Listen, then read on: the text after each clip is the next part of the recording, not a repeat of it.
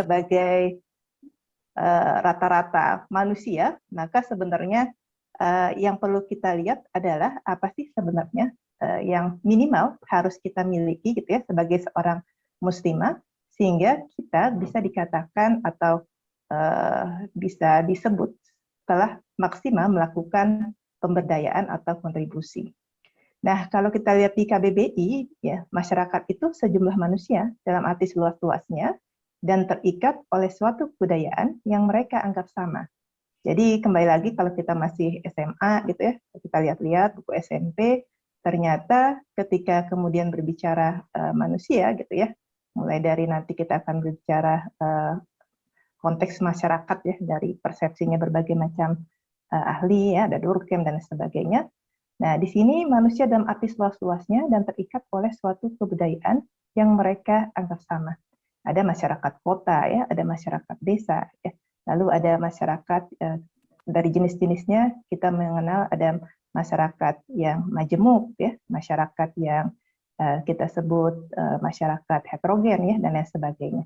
Lalu semua masyarakat mempunyai mekanisme untuk mengintegrasikan dirinya, yaitu mekanisme yang dapat merekatkannya menjadi satu, ya, yang kita kenal dengan interaksi sosial. Nah, mekanisme ini adalah komitmen para anggota masyarakat kepada serangkaian kepercayaan dan nilai yang sama. Nah, nilai ini kalau kita lihat, maka artinya adalah sesuatu yang dianggap berharga. Nah, nilai ini akan melahirkan, katakanlah kita berbicara mengenai status sosial seseorang. Ya, kemudian kita akan bicara mengenai juga tanda kutip kelompok ya, dan institusi dan peranan sosial.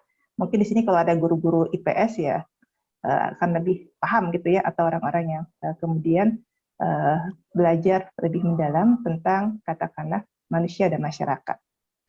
Nah, ketika kita berbicara dalam konteks muslimah dan masyarakat, maka sebenarnya kita terfokus ya pada satu hadis yang mengatakan khairu ummatin ukhrijat linnas, gitu ya, bahwa sebaik-baik manusia adalah yang paling bermanfaat bagi orang lain. Maka apapun konteks yang kita lakukan, entah itu bahasanya adalah mengabdi kepada masyarakat, ya, kemudian kita melakukan pemberdayaan kepada masyarakat, ataupun bahasa lainnya gitu ya, kita melakukan gerakan-gerakan kemanusiaan ya, dalam konteks kalau sekarang lebih dikenal dengan filantropi, ataupun kalau berbicara dalam konteks keagamaan, maka kita akan berbicara mengenai sedekah ya.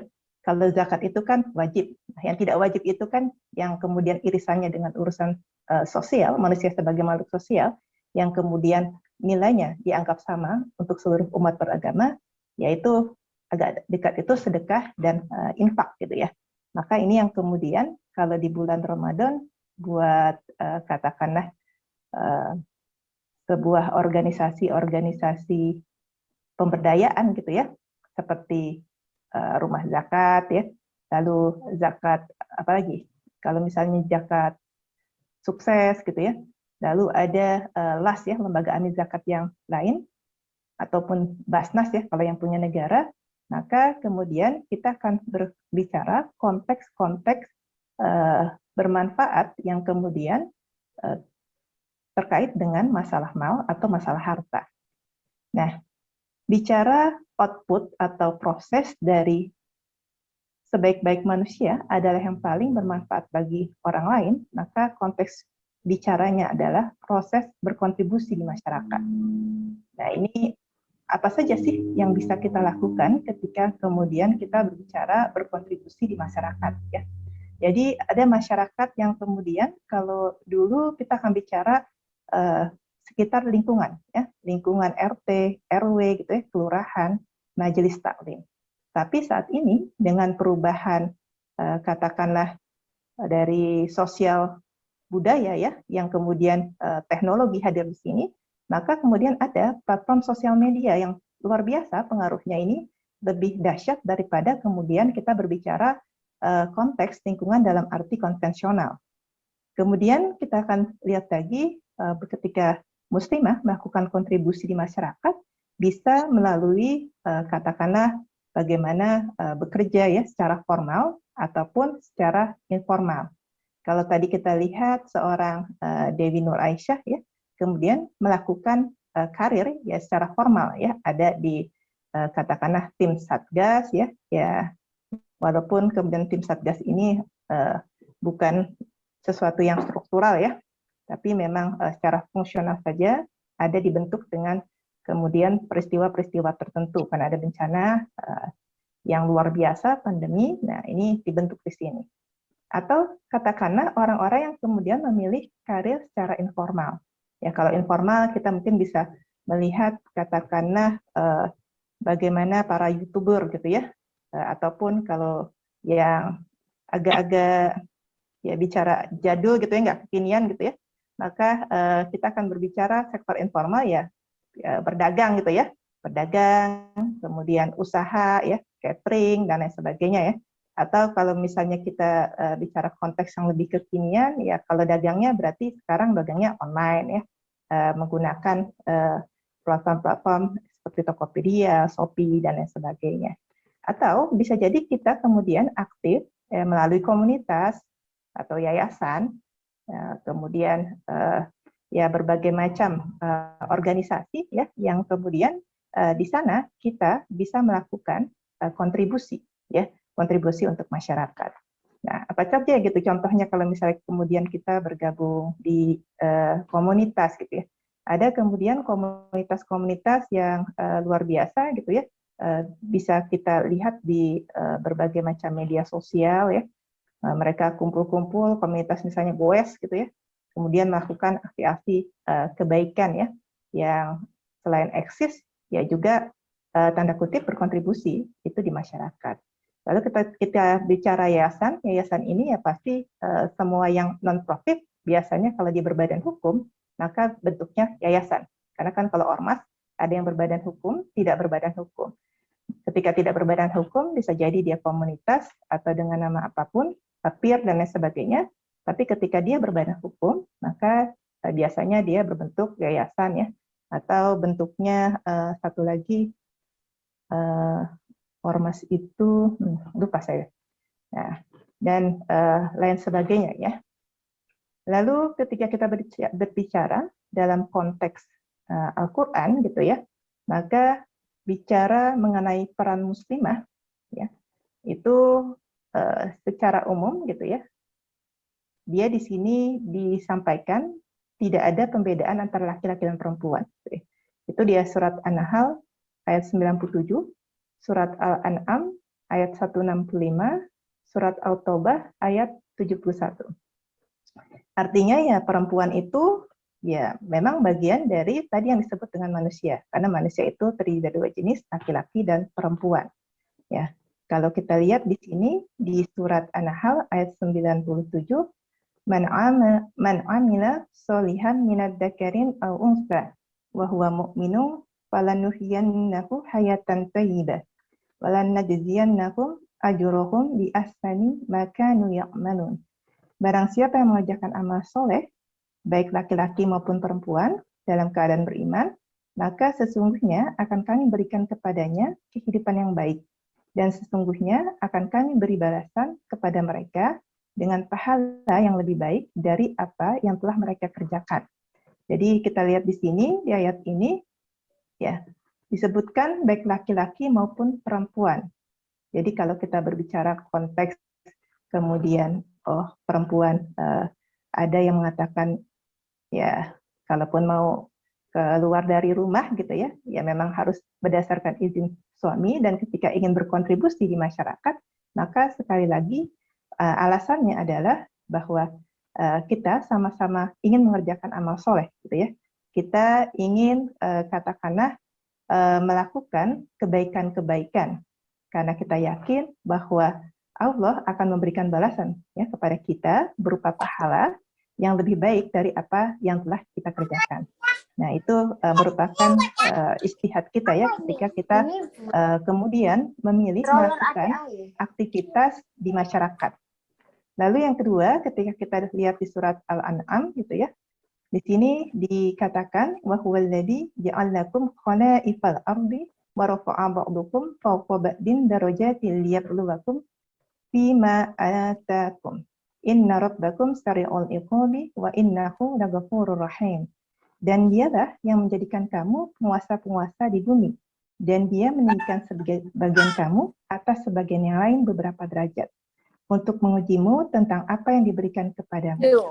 Sesungguhnya Tuhanmu amat cepat siksaannya, dan sesungguhnya Dia Maha Pengampun lagi Maha Penyayang.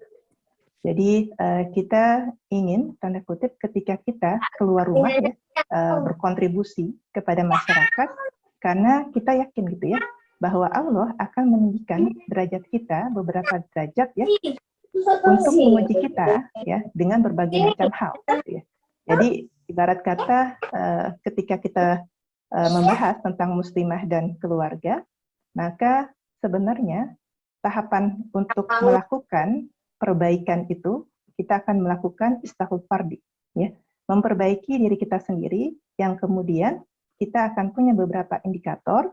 Ketika bicara indikator bagaimana kita memperbaiki diri, maka otomatis kita akan bicara bagaimana kemudian ibadah kita, ya, lalu kita akan berbicara bagaimana kita melakukan urusan-urusan kita, lalu bagaimana kita mengkondisikan tubuh kita, ya, dan kemudian bagaimana kita berusaha untuk teratur dalam setiap urusan kita, dan indikator-indikator yang lain.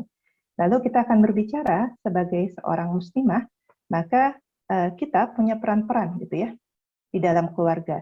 Bisa jadi posisi kita sebagai anak gitu ya, pada saat kita masih menjadi katakanlah belum menikah gitu ya.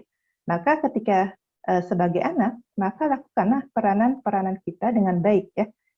Bagaimana kita berusaha untuk memuliakan orang tua kita ya, dengan memberikan hak-hak mereka. Jadi kalau misalnya kita ingat kembali doa kita ya, Rabbana min azwajina wa dzurriyyatina qurrata a'yun waj'alna lil muttaqina imama. Jadi boleh jadi gitu ya, kita di sini sudah ada yang diberikan katakanlah pasangan hidup, atau kemudian ada juga yang belum diberikan pasangan hidup. Ketika belum diberikan pasangan hidup, maka sebenarnya bentuk kontribusi kepada masyarakat itu ya yang paling utama adalah mendapat keridhaan dari orang tua kita gitu ya. Bahwa kemudian kita keluar rumah, tapi kita tidak melupakan kewajiban-kewajiban kita untuk memuliakan orang tua kita, untuk melakukan birrul walidain kepada mereka. Sehingga kemudian kita menjadi katakanlah muslimah yang kemudian siap untuk berkiprah di masyarakat. Lalu yang ketiga, di dalam surat At-Taubah ya, wal mu'minuna wal mu'minati ba'duhum awliya'u ba'd ya'muruna bil ma'rufi wa yanhauna 'anil munkari wa yuqimuna as-salata wa yu'tuna az-zakata wa yuti'una Allaha wa rasulahu ulaika sayyarhamahumullah innallaha 'azizun hakim. Dan orang-orang yang beriman, lelaki dan perempuan, sebagian mereka adalah menjadi penolong bagi sebagian yang lain. Mereka menyuruh mengerjakan yang ma'ruf, mencegah dari yang munkar, mendirikan sholat, menunaikan zakat, dan mereka taat pada Allah dan Rasul-Nya. Mereka itu akan diberi rahmat oleh Allah. Sesungguhnya Allah Maha Perkasa lagi Maha Bijaksana. Nah, ini kembali lagi menegaskan bahwa sebagai bagian dari orang yang beriman, di sini Allah tidak menyebutkan hanya sebagai laki-laki, tapi perempuan, sebagian mereka adalah menjadi penolong bagi sebagian yang lain. Kita pasti ingin diri kita itu menjadi katakanlah penolong ya buat orang lain. Lalu mereka menyuruh mengerjakan yang ma'ruf, mencegah dari yang munkar, mendirikan sholat, menunaikan zakat, dan mereka taat pada Allah dan Rasul-Nya. Mereka itu akan diberi rahmat oleh Allah, sesungguhnya Allah Maha Perkasa lagi Maha Bijaksana. Jadi subhanallah, ini memperkuat kita kembali bahwa sebagai muslimah, ya ada bagian dari kita untuk melakukan katakanlah pemberdayaan, melakukan perbaikan kepada masyarakat dengan berusaha tadi, kalau bahasa saya karena kementerian sosial ya, maka bahasanya adalah ketika kemudian kita melihat sesuatu yang katakanlah harus dibenahi gitu ya, atau orang yang menderita sakit kalau secara psikis medis, maka dia harus diberikan rehabilitasi medis gitu. Cuman ketika yang bermasalah adalah kemudian psikologisnya, ya, maka dia harus diberikan katakanlah rehabilitasi psikososialnya gitu ya, atau kemudian secara psikologis kalau misalnya ini psikologisnya gitu ya. Maka inilah yang kemudian menjadi penguat kita untuk melakukan kontribusi ya, untuk menjadi manusia yang bermanfaat bagi orang lain.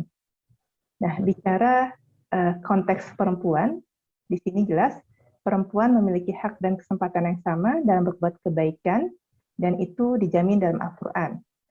Ketika perempuan beraktivitas di luar rumah, maka harus dipastikan urusan dalam rumah sudah ada tidak masalah, khususnya hubungan dengan suami ketika sudah berkeluarga, karena keridoan suami akan menjadi sumber pertolongan Allah. Nah, untuk yang belum katakanlah berkeluarga, maka kembali lagi, maka ridhonya Allah itu melalui orang tua. Jadi kita harus pastikan katakanlah urusan-urusan ini, ya kalau bukan sama sekali nggak ada masalah ya, namanya hidup itu kan lembaran masalah. Sepanjang kita masih hidup, pasti kita akan diuji dengan masalah-masalah. Tapi ketika kemudian orang tua kita ridho, kemudian suami kita ridho, yang membedakannya adalah permasalahan-permasalahan dalam kehidupan kita itu akan lebih ringan gitu ya, untuk kita urai, akan lebih ringan untuk kita selesaikan daripada kemudian ketika orang tua nggak ridho, suami nggak ridho, ya itu secara psikologis saja itu sudah bermasalah. Kemudian belum lagi ditambah dengan urusan-urusan yang lain, biasanya nyambung kemana-mana ya. Orang tua nggak ridho, suami nggak ridho, nanti anak ikut-ikutan jadi ya anak ya bentuknya nggak ridho, anak mungkin agak membangkang ya kepada kita. Nah ini yang perlu kita pahami ketika kita melakukan aktivitas. Maka berbicara konteks kekinian, ya, kalau saya melihat di balik perempuan sukses ada suami yang mendukung dan ridho. Jadi kalau kita lihat di sini seorang Raden Ajeng Kartini ya, beliau dikenal sebagai perempuan yang kemudian emansipasi wanita gitu ya. Kalau kita lihat konteksnya, kita di sini tidak akan berbicara Bu Kartini yang asli jilbab atau tidak, kita nggak usah bicara itu ya, karena konteksnya bicara ini sebenarnya ini kan konteks sejarah yang menilai juga manusia, kemudian ada timnya PP2GP yang kemudian merupakan orang-orang ahli sejarah ya, ahli sejarah dari seluruh berbagai macam universitas ya, dan secara pribadi juga kalau saya melihat pasti tidak ya nggak besar-besar amat tendensi para sejarawan saat ini gitu ya. Nah kalau kita lihat di sini beliau ternyata dari sisi pemahaman agama di keluarganya diberikan, tapi juga diberikan katakanlah karena memang ini keluarga nikrat ya, Raden Ajeng, maka ada kemudian disekolahkan di sekolah Barat ya, Belanda. Nah, ada pemikiran-pemikiran yang kemudian pasti akan saling mempengaruhi. Tapi terlepas dari itu semua, bila kita lihat di usianya ya, yang pendek ya, hanya 25 tahun, beliau sosok yang luar biasa gitu ya. Bisa kemudian, kenapa dikenal? Ada yang mengatakan, oh ini ada ini ya, ada konspirasi dan sebagainya. Tapi kalau kita lihat sebenarnya simple, beliau itu meninggalkan jejak tulisan. Jejak tulisan yang kemudian kita tahu Belanda itu sangat rapi dalam sisi arsip. Dari sisi arsip itu Belanda sangat rapi. Dan beliau, karena memang yang beliau kirim itu sahabat-sahabat di Belanda, gitu ya. Kemudian yang kemudian beliau menulis itu di dalam jurnal-jurnal atau di dalam media, itu merupakan media Belanda, maka otomatis semuanya terpublikasi, terdokumentasi, ya. Terdokumentasi dengan sangat baik. Nah, maka kita bisa melihat bahwa selain seorang Kartini mendirikan katakanlah sekolah ya, beliau memberikan pengajaran kepada perempuan-perempuan ningrat Jawa gitu ya, bagaimana mempersiapkan diri menjadi seorang istri yang baik. Nah, beliau juga kemudian mempunyai tulisan-tulisan yang kemudian kita baca ya di berbagai macam katakanlah catatan-catatan. Nah ini bisa kita lihat bahwa profesi-profesi yang kemudian bisa kita lakukan untuk seorang muslimah, ya ini mungkin tadi ya, bagaimana kita kalau punya bakat menulis, ya menulis, walaupun kita mungkin nggak seperti Ibu Kartini ya, yang tulisannya bisa menembus mungkin media-media nasional pada saat itu, ya paling nggak kita terus berusaha untuk melakukan katakanlah amalan-amalan yang kemudian siapa tahu itu bisa menjadi katakanlah amal kebaikan untuk kita. Kalau bahasa di komunitas yang saya ikuti ya, Good Writer itu meninggalkan jejak kebaikan ya untuk bangsa ini.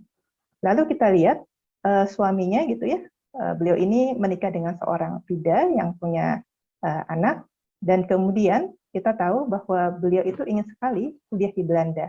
Dan jawaban dari universitas di Belanda itu ya, itu terjadi ketika beliau sudah menikah ya. Ketika beliau sudah menikah dan beliau sepertinya nggak ada konteks beliau menanyakan kepada suami, tapi beliau sudah memahami kodratnya sebagai seorang istri.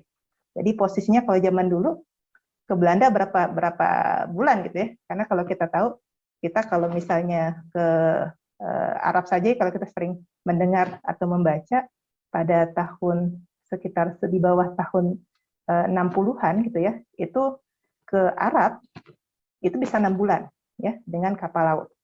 Nah ini kita nggak tahu nih Kartini ini dapat beasiswanya dibiayainya apakah dengan kapal laut gitu ya atau dengan pesawat gitu. Kalau dengan kapal laut bisa kebayang ya, maka beliau pun kalau kita lihat bisa diterima sekali gitu ya sebagai orang yang paham kodratnya, maka beliau menolak beasiswa itu dan menyarankan untuk diberikan pada katakanlah orang-orang yang lebih membutuhkan. Dan pada saat itu yang akhirnya diberikan pada Bapak Agus Salim. Lalu yang kedua di sini ada Ibu Walidah ya. Nama aslinya Walidah. Beliau adalah istri dari Bapak Haji Ahmad Dahlan ya, pendiri dari Muhammadiyah. Kalau kita lihat ya, ini mungkin satu-satunya ya dari pahlawan nasional wanita yang kemudian berjilbab lengkap. Kalau yang lain kan pro dan kontra. Kalau ini nggak ada kontra ya. Jadi semuanya sama. Karena memang dimanapun foto yang ditemukan adalah ini. Nah kalau kita lihat pun ternyata dari sisi pasangan hidup ya, Kiai Haji Ahmad Dahlan, ya memang ini pejuang ya, sama-sama berjuang ya, sama-sama aktivis ya, pergerakan, kemudian saling memberikan dukungan ya, saling menguatkan. Jadi berkembang bersama, melahirkan dan membesarkan Muhammadiyah, dan beliau yang kemudian mendirikan Aisyah. Gitu ya. Nah, ini yang mungkin agak kekinian ya, agak kekinian.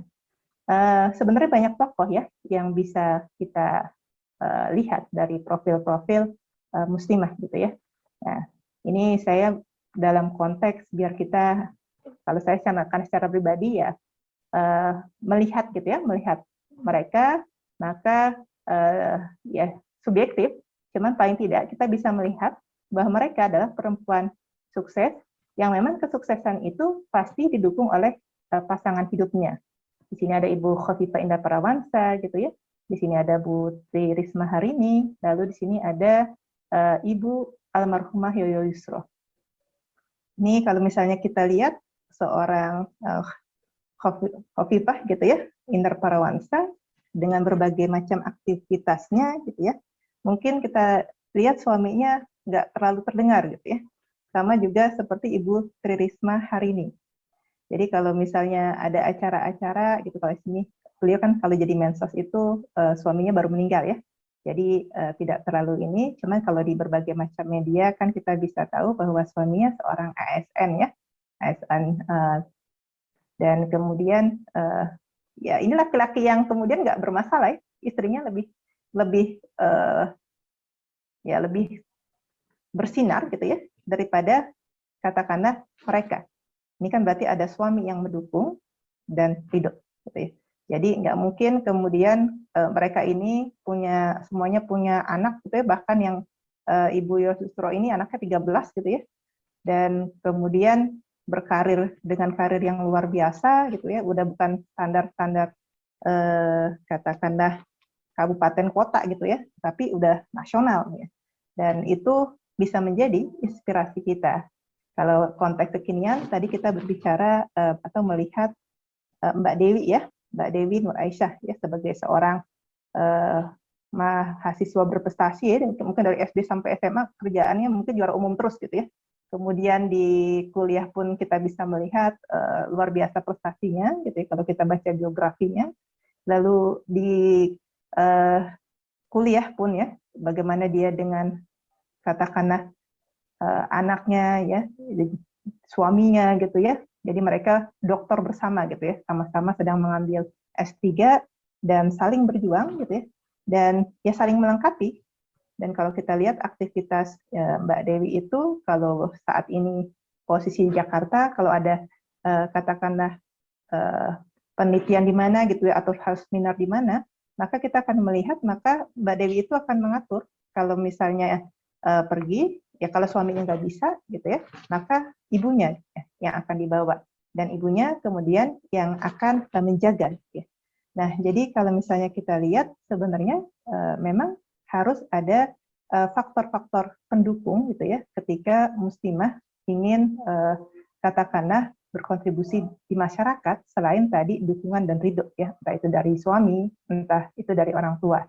Jadi support system inilah yang akan kemudian membuat ibu bekerja gitu ya, membuat istri gitu ya, itu tenang untuk berkarir di luar rumah.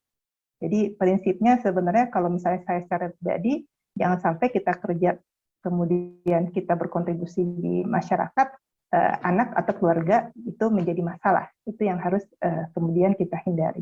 Dan kembali lagi, faktor-faktor tersebut itu dimulai dengan kita sebagai seorang pribadi yang terus kemudian memonef ya, kalau bahasa pemerintah kan memonef. Ini monef terus nih. Kita memonef diri kita sendiri, mengevaluasi diri kita sendiri, bagaimana katakanlah kondisi kita ya, karena kalau misalnya kita melakukan perbaikan berarti ada indikatornya, kita melihat oh kayaknya ada yang kurang nih. Kalau kita bermasalah nih biasanya marah-marah di kantor karena tekanan emosi dan lain sebagainya, pasti ada sesuatu yang kurang yang kita lakukan ya. Misalnya kalau pada tadi malam gitu ya, kita sudah mulai, lalu kemudian tilawahnya pas subuh dapat 1 juz ya, lalu kita mungkin sudah melakukan zikir ya, maka sepertinya kalau sampai di kantor kita sudah sangat siap gitu ya dengan melakukan berbagai macam aktivitas. Mau ditanya sama bos, bikin SK 10 menit ditunggu di lantai 2, nah kita tenang aja siap. Tapi akan bermasalah ketika tanda kutip memang dari rumah kita udah bermasalah gitu ya. Ketika kita lihat tadi Mbak Dewi kan kalau mau pulang, mau pergi itu berangkat dia izin dulu ya dengan anaknya. Mungkin itu semua kita alami. Kalau di sini kan banyak nih ibu-ibu yang sudah senior ya. Ibu yang senior mungkin membayangkan gitu ya. Oh iya, zaman saya dulu ya begitu, alhamdulillah gitu ya. Dan kalau kita yang tanda kutip masih berjuang gitu ya, maka kemudian nah kita mungkin bisa kemudian mengingat kembali apakah kita seperti itu gitu ya, atau kalau misalnya belum seperti itu maka belum terlambat ya untuk diri kita mencoba ya untuk melakukan perbaikan keluarga, karena sepertinya nggak, kita tadi bicaranya keluarga terus ya, di namanya muslimah kan tetap ya ada yang kemudian sudah diberikan tadi pasangan, ada yang belum, karena kalau belum maka pastikan kembali ya ridho dari orang tua kita sehingga kita dapat melangkah dengan lebih tenang dan kita harapkan berkontribusi lebih positif ya. Ya, jadi mungkin kalau bicara mengenai peran muslimah itu yang nggak usah banyak-banyak lah ya, tapi yang pasti kita semua mungkin pernah mengalami ya apa yang tadi ditampilkan, bagaimana kemudian yang dialami seorang Mbak Dewi gitu ya, bahwa ketika kita bekerja maka otomatis banyak peran yang kita ambil. Kalau kemudian tadi kita sudah berkeluarga, boleh jadi kita kerja dulu ya. Ada orang kalau yang sudah kemudian berkeluarga, baru bekerja. Tadi itu sosok Mbak Dewi ya. Tapi kalau sosok yang lain, boleh jadi kita udah kerja lama gitu ya, kemudian baru kita dipertemukan dengan jodoh kita ya, kita sudah sampai di puncak-puncak karir menengah gitu ya. Di karir menengah ya mungkin eselon 4, eselon 3 gitu ya, baru ketemu jodohnya, maka bisa dibayangkan itu tribulasi yang akan kita alami. Jadi biasa ngapa-ngapain sendiri, karena saya sendiri mengalami, kayaknya lebih gampang ngurusin laptop ya, ngurusin kertas, daripada ngurusin anak gitu ya. Ya, belum lagi ditambah mungkin kalau suaminya mendukung, alhamdulillah. Tapi kan kita nggak pernah tahu ya jodoh kita seperti apa. Apakah kemudian jodoh kita orang yang kemudian akan mendukung karir kita, gitu ya, atau kemudian dengan pola pikir yang tersendiri. Maka pastikan ketika kemudian kita ingin berkarir, ya tadi pasangan hidup kita, ridho, atau calon pasangan hidup kita, itu orang yang sama sepemahaman, sevisi dengan kita. Karena kalau misalnya kita berbicara tanda kutip, kita sudah menikah, ya kalau suami bilang berhenti, ya berhenti gitu ya. Karena memang ridho kita gitu ya, itu ada di suami. Ya, ridho Allah itu ada di suami. Maka mau tidak mau, ya apapun yang suami kita katakan, ya itu kemudian ya harus kita lakukan. Walaupun dalam bahasa yang lain sebenarnya masih bisa dilakukan ruang-ruang komunikasi.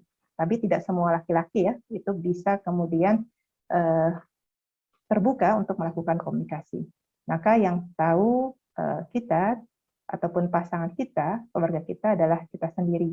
Dan kita harus, tanda kutip, menyikapi berbagai macam hal yang ada di keluarga kita, ya, sebelum kita menjawab tantangan untuk memberikan kontribusi di masyarakat. Ya, mungkin dari saya sekian, Bu Hamidah. Assalamualaikum warahmatullahi wabarakatuh. Waalaikumsalam warahmatullahi wabarakatuh. Terima kasih Bu Evi. Itu tadi pemaparan Bu Evi terkait bahasan kita hari ini. Untuk selanjutnya kami persilakan bila ada peserta yang hendak bertanya.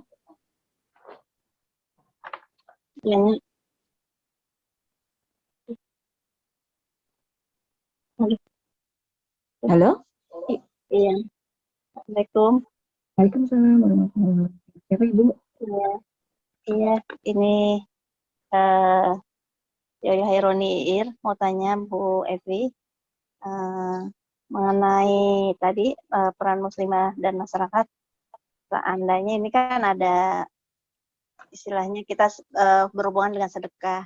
Sedekah itu kan ya memang kita niatnya lillahi ta'ala, cuman maksudnya kita pilih-pilih dulu gitu. Yayasannya yang memang oh ini anak yatim, oh ini penghafal Quran, oh ini galian air gitu. Kita pilih-pilih gitu, niatnya sih lillahi ta'ala, cuman boleh nggak kita katanya gitu lebih baik yang ke penghafal Quran gitu.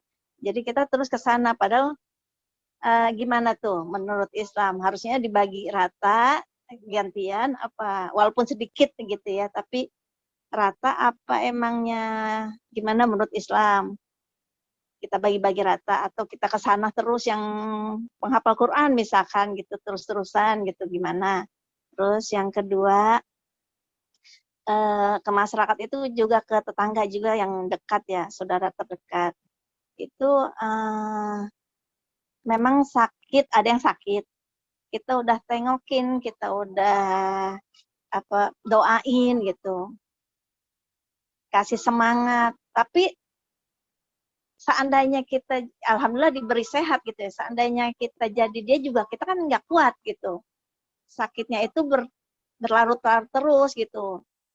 Apa doa yang doa kita terhadap dia atau dia doa sendiri gitu yang makbul agar Allah ijabah doanya gitu.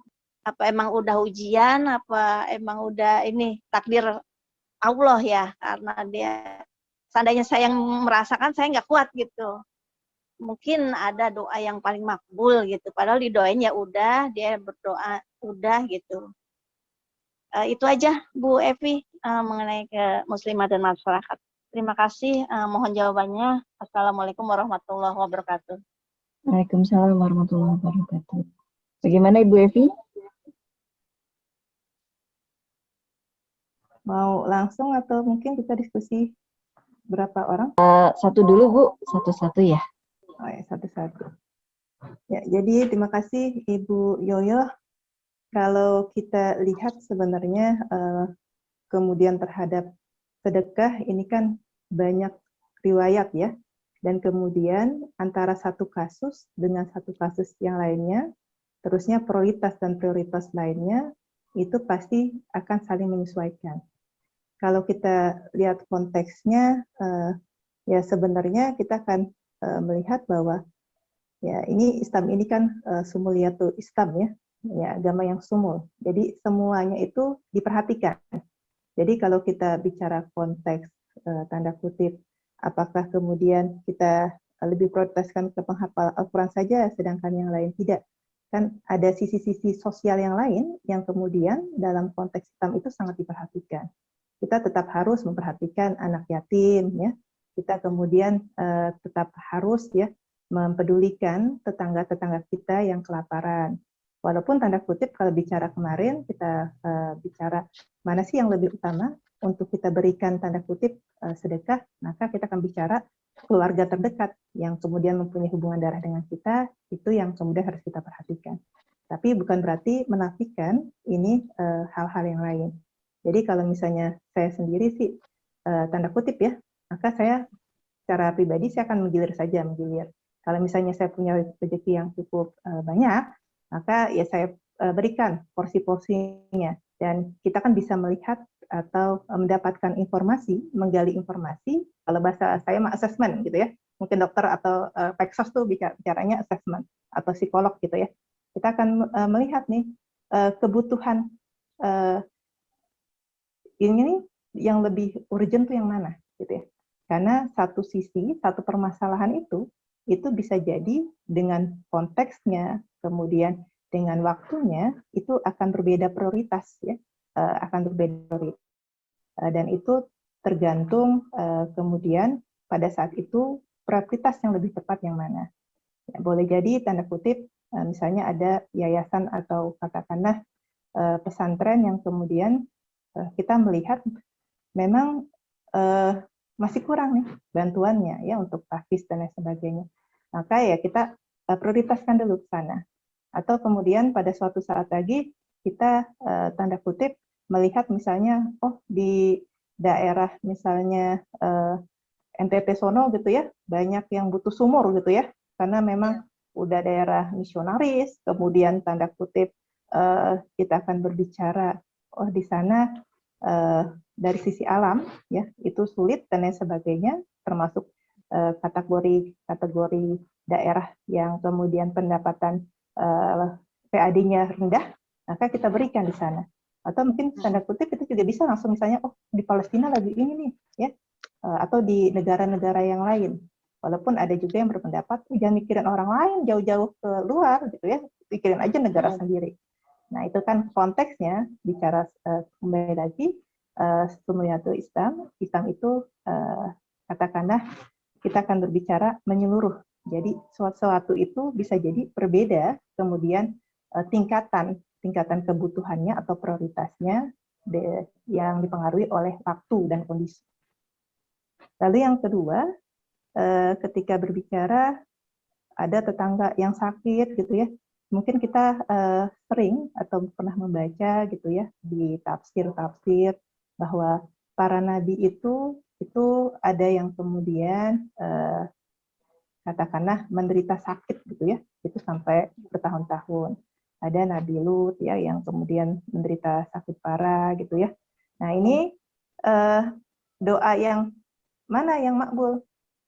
Ya doa yang makbul itu ya pertama ya mungkin ya dirinya sendiri juga berdoa gitu ya. Pasti kita pun melakukan, kalau bicara lagi nih assessment-nya kita lihat kalau ternyata nih orang kita perhatikan kayaknya nih orang nggak pernah ini ya, maksudnya kedekatan dengan Allah kurang gitu ya. Misalnya tidak ada kan orang yang diuji sakit, kemudian malah makin jauh gitu ya, makin jauh dari Allah, justru dia, dari kata-katanya kan kalau kita nggak mengamati seharian sama beliau nggak tahu ya. Tapi kalau misalnya kita bisa mengamati dari kata-kata, gitu. Walaupun tetangga, kita kan nggak seharian dengan beliau. Sedangkan kita bisa menilai seseorang itu tanda kutip bagaimana itu kalau misalnya kita sudah beberapa hari itu di waktu yang cukup panjang itu berinteraksi. Tapi kalau kemudian kita hanya beberapa saat itu kita sebut assessment aja. Kita hanya menilai ya. Dan penilaian itu kan tanda kutip bisa jadi dari sisi katakanlah bagaimana dalam berangka 15 menit itu kita menggali informasi. Misalnya ternyata Ibu jangan lupa berdoa, gimana sholatnya? Terus beliau mungkin bisa menjawab, aduh sholat, harus sakit kayak begini sholat gitu ya. Berarti kan tanda kutip kita bisa menilai bahwa oh berarti hubungan kedekatannya dengan Allah pada saat itu kurang. Dan ketika hubungan kedekatan dengan Allah kurang, maka kita pun bisa memberikan nasihat. Ya, nasihatnya mungkin kalau orang sakit dikasih nasihat, kayaknya tambah marah gitu ya. Ya, mungkin di kunjungan berikutnya kita bisa berikan tuh buku doa-doa gitu ya, buku doa-doa. Kalau dikasih, ya kalau misalnya ternyata orangnya lebih muda dari ibu atau ibu tahu ternyata orangnya sebenarnya fine-fine aja gitu kan, kita bisa menilai tentang kita ya. Ada yang orangnya terbuka gitu ya. Ketika orangnya terbuka dan bisa diberikan masukan, ya kita berikan nasihat, kita ingatkan bahwa justru sakit itu merupakan penggugur dosa-dosa kita gitu ya. Dan kalau misalnya kemudian sakit itu tidak menggugurkan kewajiban kita untuk melakukan katakanlah ketaatan kepada Allah. Nah, dan kita ingatkan jangan lupa terus berdoa ya dengan berbagai macam doa tuh ya. Oh, doa kan banyak sekali gitu ya yang kemudian bisa diamalkan. Lalu yang kedua tadi, kemudian kalau ternyata sudah dilakukan semua gitu ya, dia udah apatis gitu. Saya udah berdoa, saya sudah ikhlas ya, memang boleh jadi itu takdirnya gitu ya. Itu takdirnya. Karena kalau kita sudah sampai tingkat kepasrahan pada Allah Subhanahu wa taala ya dengan kondisi-kondisi yang tadi sakit nggak sembuh-sembuh ya. Terus kita sudah melakukan berbagai macam wasilah gitu ya. Macam wasilah yang bisa jadi kita memberikan sedekah gitu ya dengan berbagai macam harta kita gitu ya. Kita berusaha lah untuk semua hal yang kebaikan-kebaikan yang bisa kita jadikan sebagai wasilah itu sudah kita lakukan, dan semua orang-orang sudah kalau beliau termasuk kategori orang yang soleh gitu ya, bisa jadikan didoakan oleh banyak orang dan lain sebagainya. Tapi kemudian kalau kita lihat kembali gitu ya, masih ini juga, maka ya kita kembali kepada takdir Allah. Dan terkait dengan doa, ya ini kisah doa Nabi Ayub ya. Kalau di surat Al-Anbiya ayat 83, Rabbi inni masaniyat durru wa anta arhamur rahimin. Artinya, ya Allah, sesungguhnya aku telah ditimpa penyakit dan Engkau adalah Tuhan yang Maha Penyayang di antara semua penyayang. Jadi itu doa Nabi Ayub ya ketika beliau diuji ya dengan sakitnya yang luar biasa. Terima kasih jawabannya Bu Evi. Ya, terima kasih Bu Yoyo. Terima kasih Bu. Sudah ada pertanyaan dari chat dari Ibu Nansiana ya. Bagaimana cara meningkatkan kepercayaan diri Bu agar kalau di masyarakat itu tidak minder? Supaya pede kayak Bu Evi ya. Ini sebenarnya orang itu Bu banyak tipenya gini. Ini Bu, ini ada nih mungkin yang orang psikolog gitu ya. Kita punya teman psikolog ya, nanti bisa dibedah gitu ya. Tapi pada intinya ketika berbicara untuk percaya diri, meningkatkan percaya diri, ya sebenarnya yang penting kita itu mengenal diri kita gitu ya. Jadi kalau bicara apakah saya orang yang percaya diri, ya sebenarnya tergantung juga Bu. Kalau bicara konteks, kemudian bagaimana saya sebenarnya pendiam gitu ya, pendiam, lalu kemudian nggak banyak ngomong ya, tapi memang karena kemudian tadi dengan semangat bahwa kita ingin melakukan kebaikan, kita ingin berkontribusi, maka kemudian saya bertemu ya, dipertemukan oleh Allah dengan komunitas-komunitas yang kemudian mengajarkan saya ya mau nggak mau berinteraksi dengan orang lain, terus katakanlah dipaksa mau nggak mau harus bicara gitu ya, kemudian dipaksa untuk tampil di depan umum. Maka memang kalau saya merasakan ya ilmu paksakannya itu berlaku ya kalau buat saya. Jadi bisa karena terbiasa ya, bisa karena memang dipaksa. Ya. Jadi kalau misalnya kemudian bagaimana caranya? Ya caranya pertama kita harus mencari komunitas dulu ya, komunitas yang kemudian bisa memberikan kesempatan kepada kita untuk mengembangkan diri kita. Kalau misalnya hanya mengadakan kantor, saya pikir ya nggak semua orang bisa gitu ya. Karena kalau di kantor itu kita cuma dikasih penugasan-penugasan. Nggak semua pimpinan itu aware untuk kemudian mengembangkan SDM-nya, ya, mengembangkan SDM-nya. Walaupun ada, ya banyak juga yang aware. Dan kemudian ketika di kantor, walaupun ada pengembangan sumber daya dan organisasi ya, itu biasanya kemudian ya harus kita dulu kan yang aktif juga ya, sehingga kemudian kita bisa dilibatkan dalam hal tersebut. Jadi kalaupun di antara SDM yang banyak itu gitu ya, kemudian kita ingin tanda kutip eksis di sana, itu biasanya akan berlaku hukum alam ya, karena terseleksi ya. Dan untuk menjadi bagian yang terseleksi itu, maka memang harus ada upaya-upaya dari diri kita, ya tadi ya, bahwa kita ingin memperbaiki diri, dan kemudian kalau kita kemudian sudah cukup baik, ya kita bergabung dengan komunitas-komunitas kebaikan yang luar biasa banyaknya gitu ya. Misalnya dalam forum ini kita diskusi, ya sebenarnya ini salah satu komunitas-komunitas kebaikan ya untuk tanda kutip membuat kita termotivasi untuk menjadi lebih baik gitu ya. Untuk urusan apapun gitu ya, termasuk untuk urusan pengembangan diri ya. Bisa juga kita ya banyak, kalau kemarin tuh ya diskusi sama teman yang teman-teman kuliah zaman jadul dulu ya Bu ya. Jadi diskusi ada yang memang profesinya itu profesi tambahannya ya. Itu sebagai pengisi inilah. Kalau Jumatan tuh khotbah gitu ya. Laris nih Will. Terus ada lagi teman sama-sama nih berdua ya. Terus yang lain, aduh kalau saya nih kayaknya nggak tiap hari, nggak tiap pekan khotbah. Gue tuh 1 kali khotbah, nanti 1 kali enggak. Biar gue bisa ngedengerin gitu ya, ngedengerin dan mendapatkan katakanlah input gitu ya ketika gue khotbah. Jadi kalau kita khotbah terus gitu ya, kan seolah kita nggak ini ya, nggak melihat, nggak bisa menilai orang lain, gitu ya. Nggak bisa membandingkan gitu ya apa yang kita lakukan dengan yang orang lain lakukan, walaupun bisa jadi kita bisa melihat di YouTube gitu ya, nanti bisa melihat di yang lain, tapi akan sangat berbeda gitu ya ketika kemudian kita memposisikan diri sebagai katakanlah seorang makmum pada saat sholat gitu ya dan lain sebagainya, atau seorang orang yang sedang sholat gitu ya mendengarkan khotbah gitu ya, maka itu akan berbeda. Jadi artinya memang ya kita bisa menggali ilmu dimanapun ya. Kemudian yang terpenting adalah kita menyadari potensi diri kita.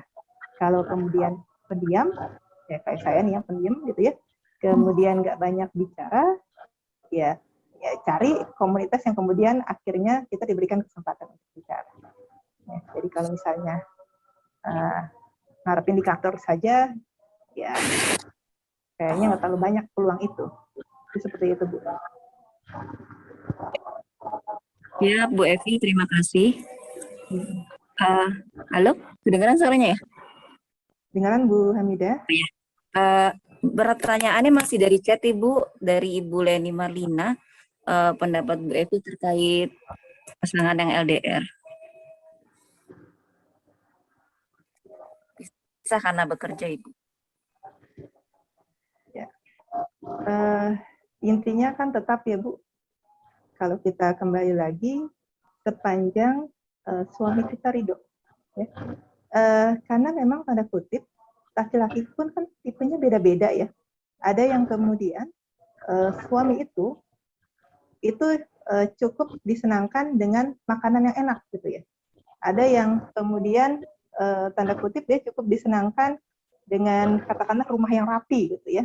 Nah, lalu ada yang tanda kutip buat dia nggak masalah yang gitu-gitulah ya. Yang penting dia ingin tanda kutip suami istrinya itu tetap beraktivitas, kemudian boleh jadi dia menyukai perempuan-perempuan yang beraktivitas karena bisa jadi sosok ibunya gitu ya. Kan ini pengaruh juga ya. Laki-laki itu seorang pribadi yang kemudian dia dipengaruhi oleh keluarganya, ya, dibesarkan oleh ibunya. Pasti akan ada pengaruh-pengaruh seperti itu. Kalau suaminya nggak masalah, ya nggak masalah gitu ya. Tapi kemudian kalau tanda kutip ternyata ketika menjalaninya kitanya yang bermasalah, nah ini harus kita komunikasikan. Ya. Jadi intinya komunikasi gitu ya. Karena memang ya evaluasi pernikahan itu kan harus dilakukan setiap saat ya. Kalau ada yang mengatakan, oh setiap nanti ulang tahun gitu ya pernikahan kita makan bersama ya, kita kemudian melakukan evaluasi perjalanan pernikahan kita yang sudah belasan tahun ini gitu ya. Atau ada juga yang kemudian mungkin melakukannya ya 6 bulan sekali gitu ya.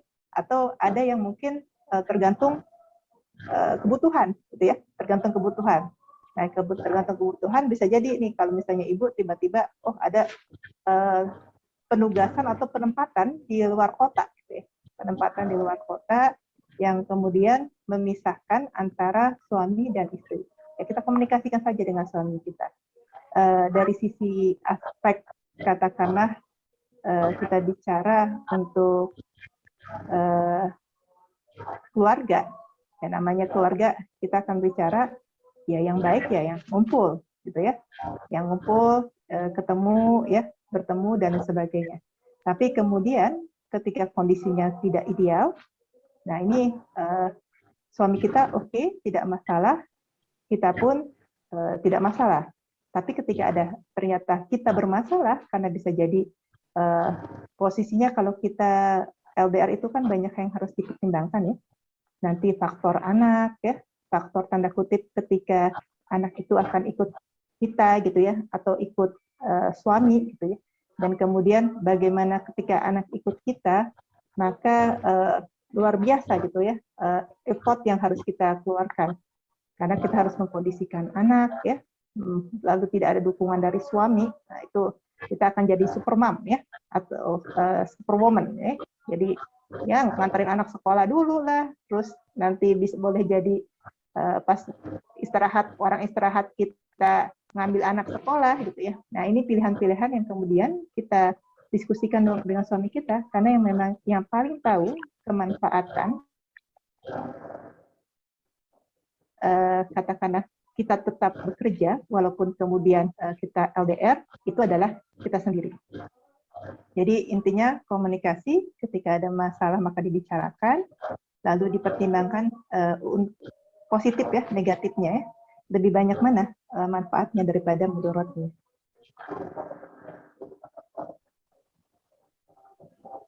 Oke, Ibu. Cukup sepertinya, Ibu ya. Boleh pertanyaan? Satu lagi, Ibu. Dari siapa ini? Silakan. Baik, terima kasih Ibu Moderator. Assalamualaikum warahmatullahi wabarakatuh, Bu Evi. Saya Devi, Bu Evi. Luar biasa Bu Evi ini. Menarik temanya. Bu Evi, izin saya bertanya ya Bu. Saya tahu betul Bu Evi di kantor itu seperti apa gitu kan ya.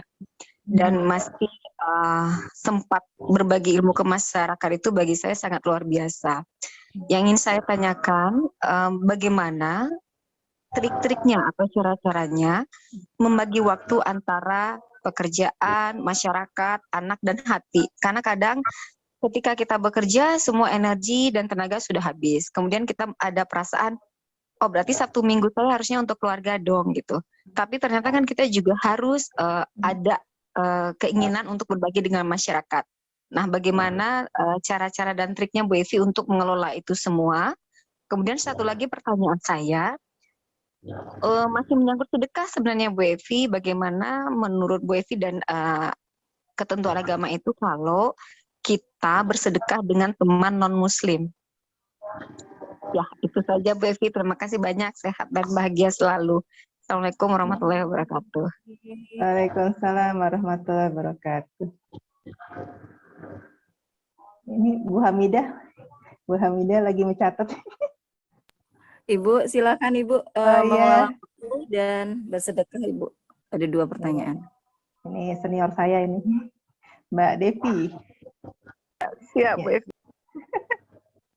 Jadi Mbak Devi, sebenarnya kalau saya sih ini kalau misalnya ini judulnya kajian gitu ya, saya juga berat karena memang pengetahuan saya gitu ya tentang ilmu agama itu masih sangat kurang ya. Ya kalau di SPM tuh kurang banget gitu ya.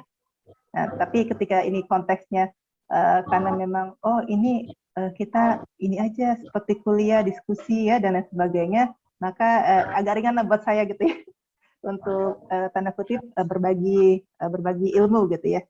Nah, terkait dengan yang tadi, bagaimana kemudian kalau secara pribadi ya berdasarkan pengalaman, memang kalau di kantor itu kan masalahnya ya Mbak Devi ya sama ya, kita mungkin kemudian ketika ibu-ibu muda ya, mamut ya, mama muda, ini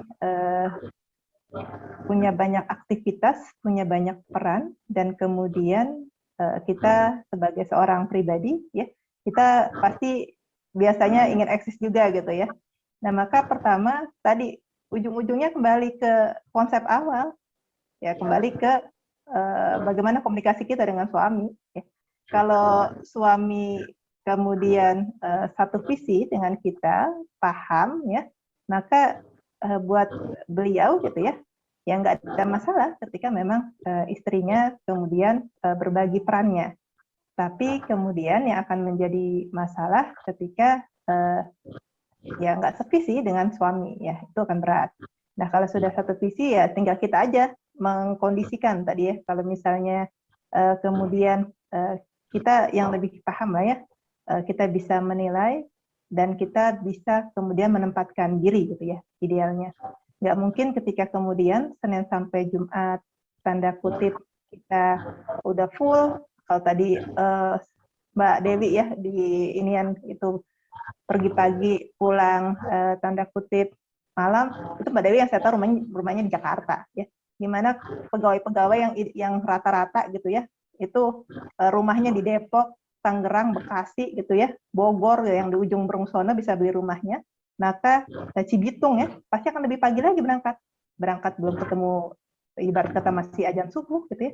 Lalu pulang itu misalnya kalau ada dinas, kalau ada kerjaan bisa jadi jam 10, nyampe rumah bisa jam 12, itu bisa terjadi.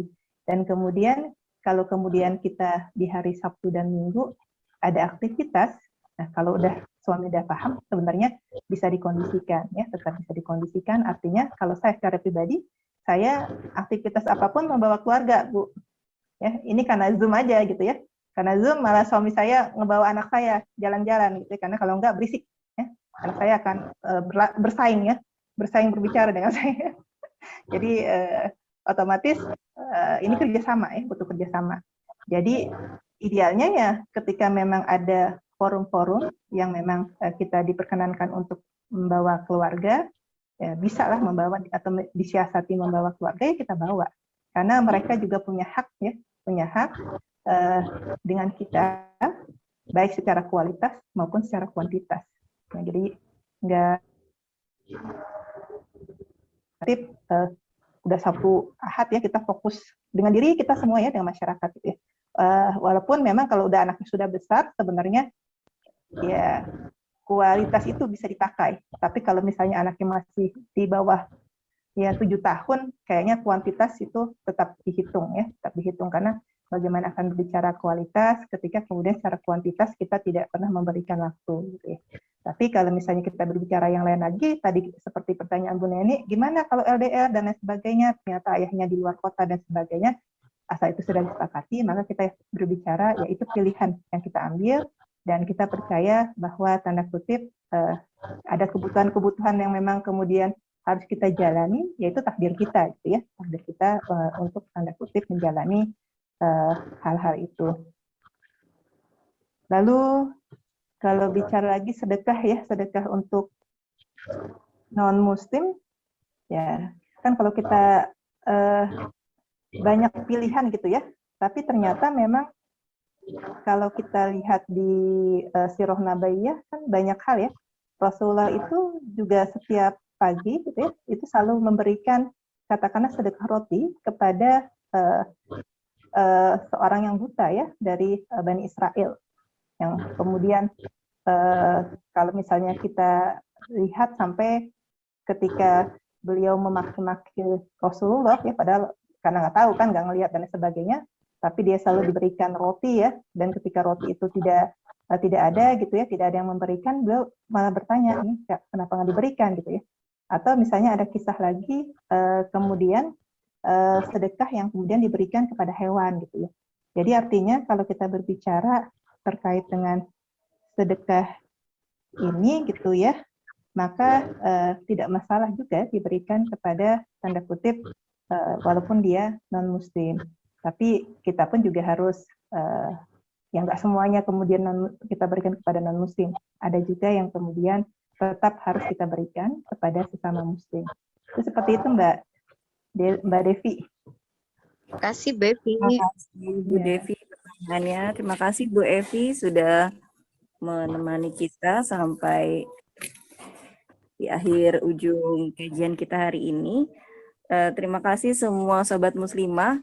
Hari ini karena pamungkas ya terakhir kajian kita di short course muslimah short course Ramadan series, maka kami meminta di ending ini Ibu Direktur Institut Muslimah, Ibu Eka Darmayanti untuk memberikan semacam penutup ya Bu.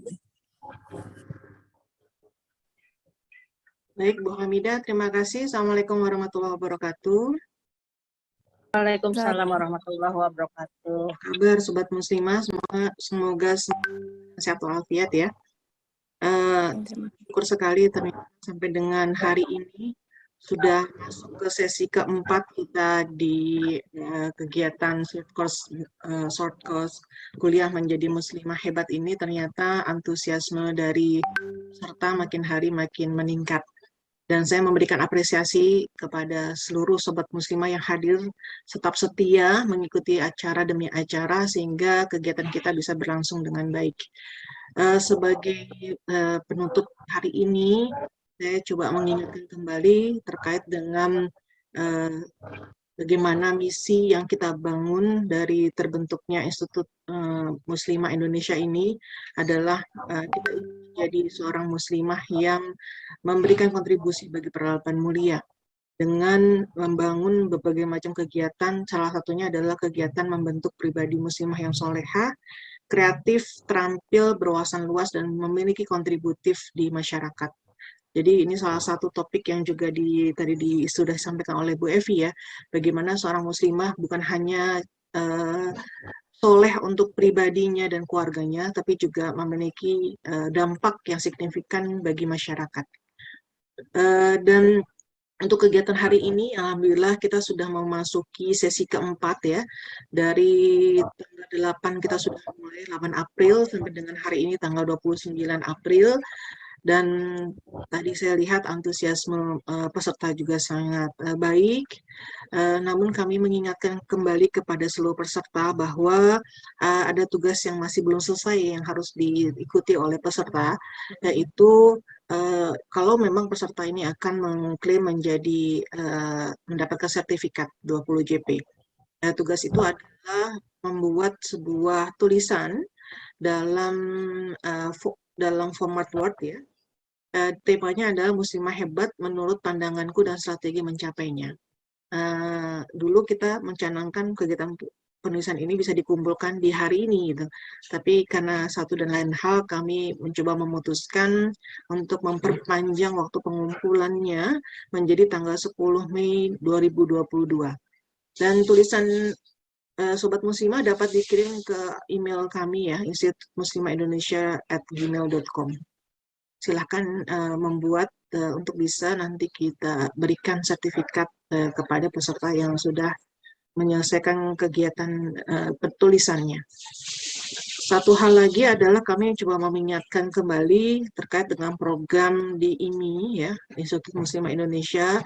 Yang pertama sudah kami jalankan yaitu short course Ramadan Sharis dari 8 sampai dengan 29 April.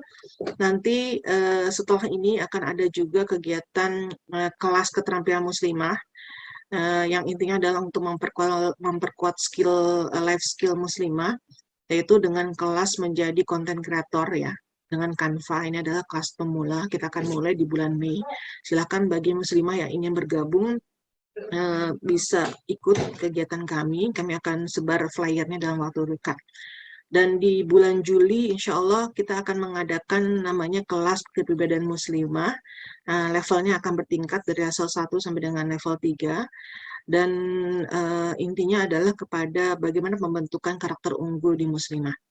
Dan kegiatan lain, sosialisasi pengembangan platform juga akan terus kami kembangkan, dan alhamdulillah saat ini IMI sudah memiliki media sosial Instagram dan juga YouTube. Jadi mohon sobat muslimah bisa follow dan subscribe dari media sosial yang kita miliki. Ya, ini adalah agenda kita dalam waktu dekat. Silahkan nanti diikuti, bahkan disebarluaskan kepada seluruh kolega yang kita miliki ya, tidak menutup kepada teman-teman kantor, tapi juga mungkin keluarga-keluarga kita kalau ingin atau berminat menjadi content creator dengan menggunakan Canva, silahkan.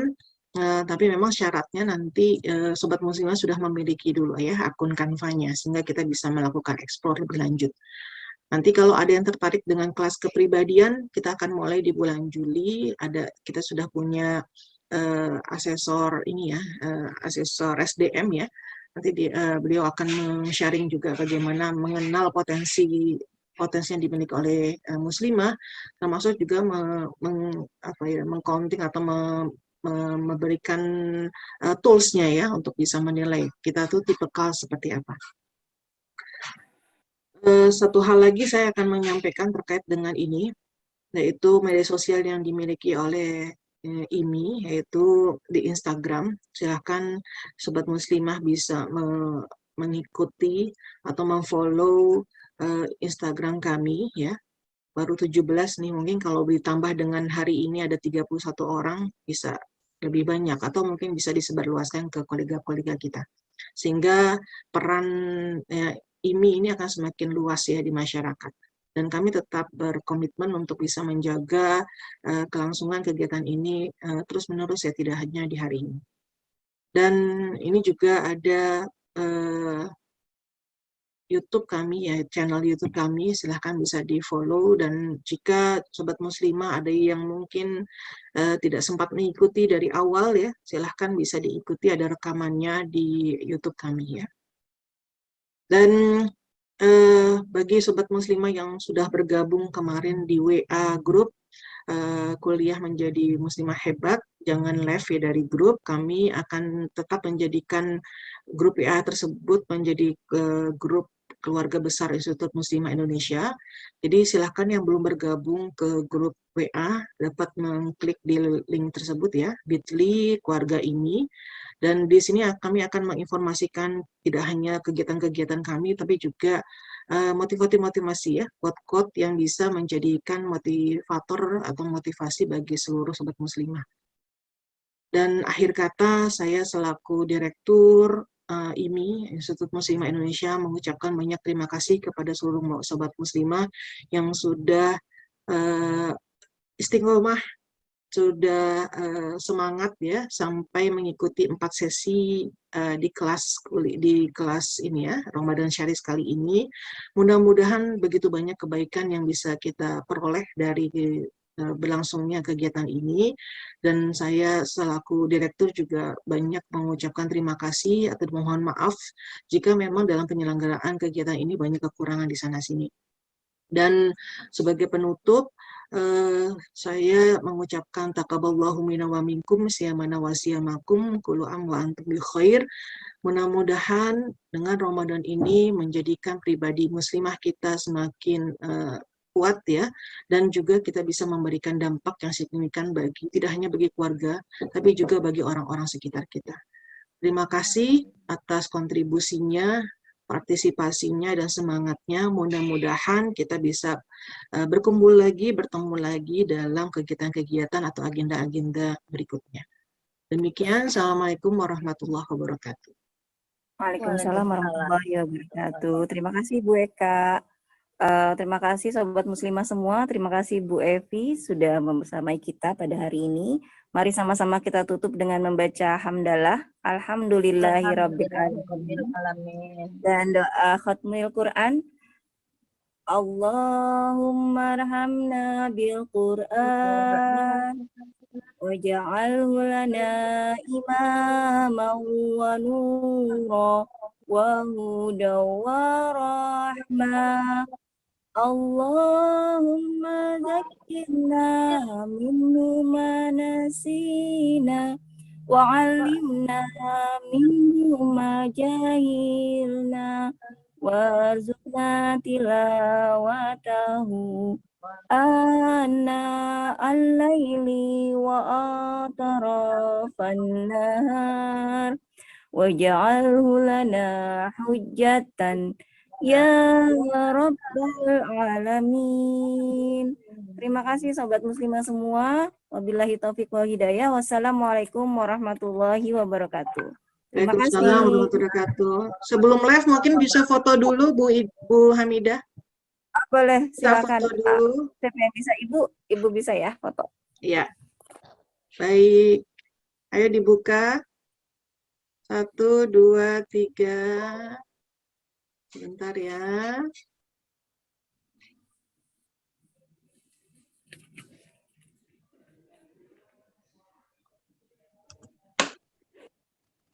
Bagian kedua. Ya. Oke, terima kasih Ibu-ibu. Terima kasih semua. Nah, Terima kasih sampai Sobat ketemu Muslimah lagi semua. ya. Terima kasih semua. Assalamualaikum. Ibu Waalaikumsalam Direktur, Waalaikumsalam. Ibu Moderator, Ibu warahmatullahi Narasumber. Assalamualaikum. wabarakatuh.